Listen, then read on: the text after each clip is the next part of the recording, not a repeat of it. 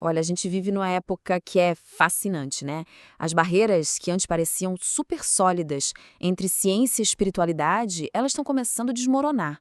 E hoje a gente vai mergulhar de cabeça numa conexão que é, no mínimo, surpreendente, o que a alquimia antiga tem a ver com as descobertas da física quântica moderna. Então vamos lá, pensa comigo.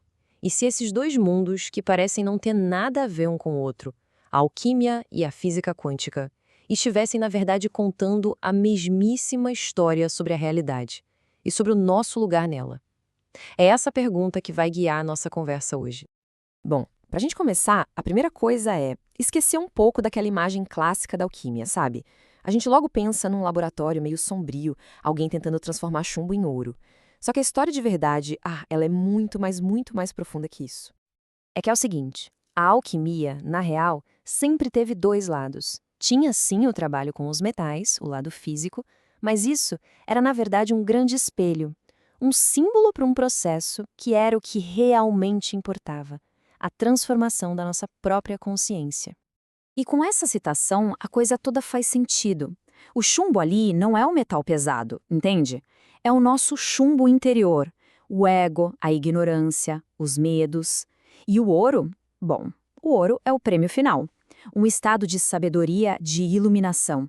A grande transmutação era e sempre foi a da alma. E esse processo todo, que eles chamavam de a grande obra, o magnum opus, seguia basicamente um caminho de três estágios. Primeiro, a purificação, que é tipo queimar tudo que não serve mais, o ego, as impurezas. Depois vinha a unificação, que é quando a gente integra os opostos dentro da gente, sabe? O consciente e o inconsciente. E por fim, a realização, o momento de atingir a iluminação, a união com o todo. Ok, agora vamos dar um salto gigantesco no tempo. Séculos para frente, direto para o mundo maluco da física quântica. E é aqui que a nossa história fica boa de verdade. Porque, de repente, a ciência mais avançada começou a descrever uma realidade que soa estranhamente familiar com o que os alquimistas falavam. Pensa assim, a física que a gente aprende na escola, a clássica, ela nos mostra um universo que funciona como um relógio, né? Tudo previsível, mecânico. Mas aí vem a física quântica e vira a mesa. Ela revela um mundo subatômico que é totalmente diferente, fluido, cheio de probabilidades e, o mais incrível de tudo, um mundo que parece responder quando a gente olha para ele. A realidade, de repente, não é mais aquela coisa sólida e fixa que a gente imaginava. Isso é o que chamam do famoso efeito do observador, e é uma ideia bem maluca. Antes da gente olhar, uma partícula não é bem uma coisa, ela é mais como uma onda de todas as possibilidades ao mesmo tempo. Mas no instante que a gente observa, puf, essa onda de possibilidades verá uma única coisa num único lugar. E isso abre uma porta gigantesca para uma ideia. E se a consciência não for só uma espectadora passiva do universo, mas uma participante ativa na criação da realidade?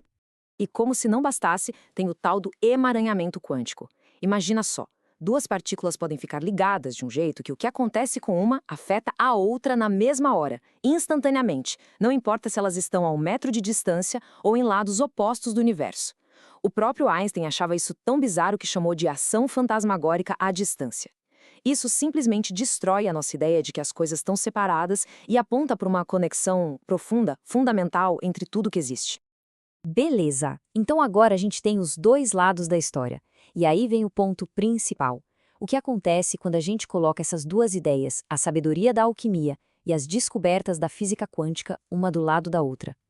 Bom, uma ponte simplesmente incrível começa a aparecer.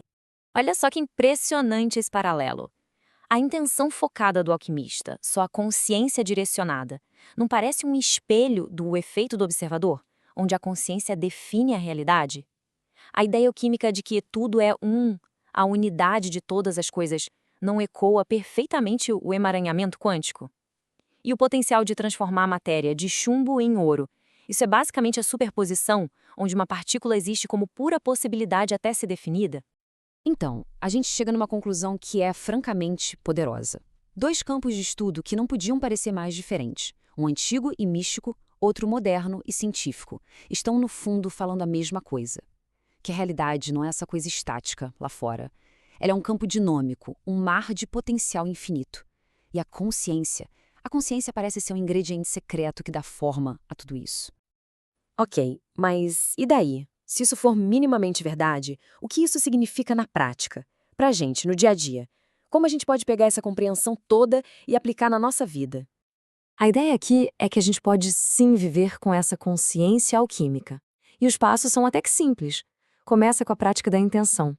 Definir claramente o que se quer para o dia. Depois, viver com atenção plena, o famoso mindfulness, sabe? Observar os próprios pensamentos sem se prender a eles, quase como um cientista observa uma partícula.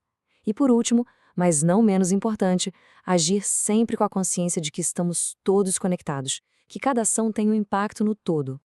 E isso tudo nos deixa com uma última pergunta, que talvez seja a mais importante. Se a nossa consciência é mesmo tão poderosa, se ela de fato participa na criação da realidade, então a grande questão deixa de ser o que é possível e passa a ser outra, muito maior.